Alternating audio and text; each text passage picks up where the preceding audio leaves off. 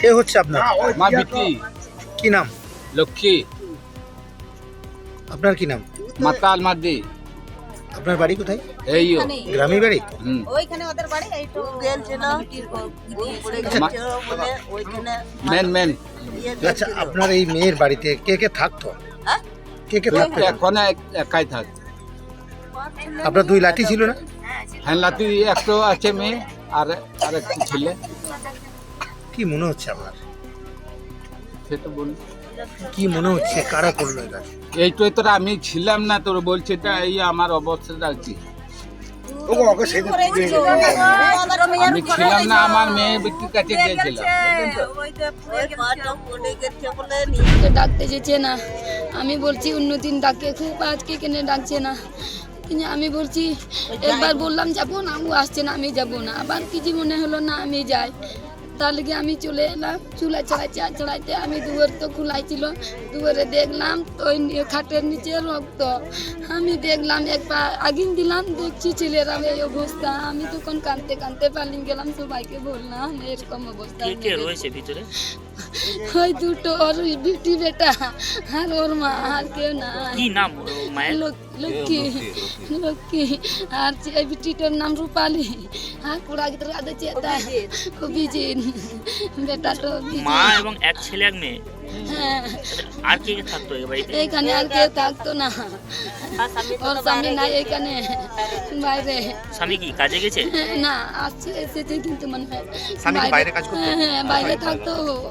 ওরা তিনজন মিলে থাকতো এখানে। আমাদের ঘর তো অনেক দূর। কোথায় কাজ করতো? জামাই তো স্বামী তো বাইরে কি করে জানবো। স্বামী কি বাইরে আছে না এখানে এসেছে? বাইরে আছে, এখানে আসেনি? আসেনি তো আজকে আসবে না, ফোন করেছে। কি নাম স্বামী? কখন দেখলেন আপনি? এই সকালবেলা এই মুনিশ যখন বেরোয়, আমি আছি, আমরা যখন আমরা আছি তাহলে তদন্ত তো আমরা করবো, আছি তো, সেই ভরসাটা তো রাখবো। আর এখানে মোহাম্মদ বাজারে লাস্ট দুটো মার্ডার হয়েছে, দুটো মার্ডার থেকে একটাও এরকম ঘটনা নেই যেখানে আমরা কেস ডিটেক্ট করতে পারিনি। কলকাতার উদ্দেশ্যে রওনা দিয়েছিলাম, এখানে ক্রস করছিলাম, এরকম সময় আমাকে আমাদের পার্টির অন্যতম কার্যকর্তা শুভ্রাংশু চৌধুরী ফোন করলেন। আমি এসে হতবাক দেখে যে এখানে মোহাম্মদ বাজারের আইসি সাহেব উপস্থিত আছেন। একটা মহিলা রক্তাক্ত অবস্থায় পড়ে আছে সেই খাটির নিচে।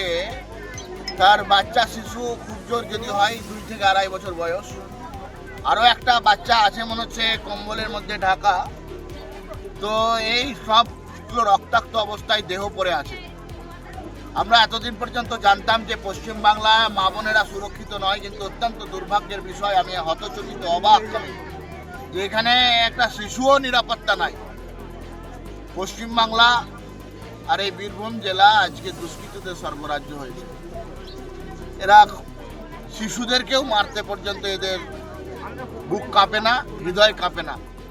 আমরা আজকে এখানে উপস্থিত হয়েছি যতক্ষণ পর্যন্ত পুলিশ কুকুর না আসবে, যতক্ষণ পর্যন্ত আসামিকে অ্যারেস্ট করা না হবে আমরা এখানে থাকব। স্বাভাবিকভাবেই আমরা আমাদেরকে আন্দোলন করব এবং সংগঠিত করব মানুষকে, যে এইভাবে বাংলার মানুষ আজকে এই বাচ্চাটা হয়েছে, আগামীকালকে আমার বাড়ির বাচ্চাও কিন্তু নিরাপদ থাকবে না। সেই জন্য এই ঘটনার পূর্ণাঙ্গ নিরপেক্ষ তদন্ত চাই, এই ঘটনার সিবিআই তদন্ত চাই। নৃশংসভাবে অকল্পনীয়, অবর্ণনীয়, এ বর্ণনার কোনো ভাষা নাই। এটা অত্যন্ত দুঃখজনক, মর্মান্তিক ঘটনা, লজ্জাজনক ঘটনা। এ মধ্যযুগীয় বর্বরতাকে হরণ করবে। মধ্যযুগে এই ধরনের ঘটনা হয়নি। এত মানে দুগ্ধ শিশুকে রক্তাক্ত অবস্থায় মারা, এ কোন রাজ্যে আমরা বাস করি?